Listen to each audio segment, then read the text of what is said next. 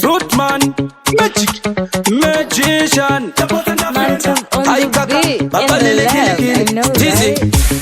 Usafunge I'm joking. Gerera ndimbo ita talking. Pese bono famba ndo just talking. Tenge ndichitoda ndiri pa one thing. Wanditi unonzi chipora kana kasita. Vasikana vese paruna kono vapita. Unekamwe katesti kunge serefita. Andis kujuta ndapoza ndafenda. Shuwa ndapoza ndafenda. Pari pakuna koneta renda. Ndapoza ndafenda. Magic chipo wakazenga. Wakapiwa na nyandenga. Ndapoza ndafenda. Ndapoza ndafenda. Pari pakuna koneta renda. Ndapoza ndafenda. Magic chipo wakazenga. Wakapiwa na nyandenga. Ndamuti one body ya winayo inofitwa nema video. Two voice ra winaro rakafitwa nekuimba nziyo. Three baby wakabatana asi unodya sadza rezviyo.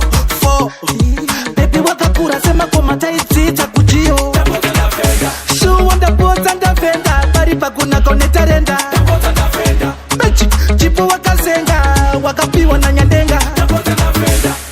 Ndapodza ndafenda pari pakuna koneta renda. Magic chipo wakazenga wakapiwa na nyandenga. Sunga iwewe ndagara ndakulaika usanyepera unodarika malaika. Variko vakanaka asi pauri apa avambofa vakadarika. Bhodhi yako isipo ndiuno zvivhariso zvivhurisa seto.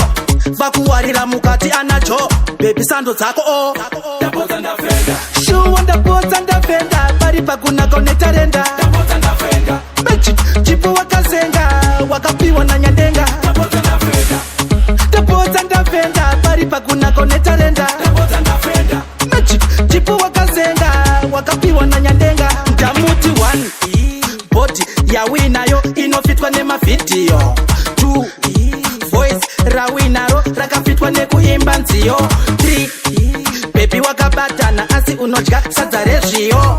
Four baby wakakura semakoma taidzidza kujiyo. Shuwa ndapodza ndafenda pari pakuna koneta renda. Magic chipo wakazenga wakapiwa na nyandenga. Ndapodza ndafenda pari pakuna koneta renda.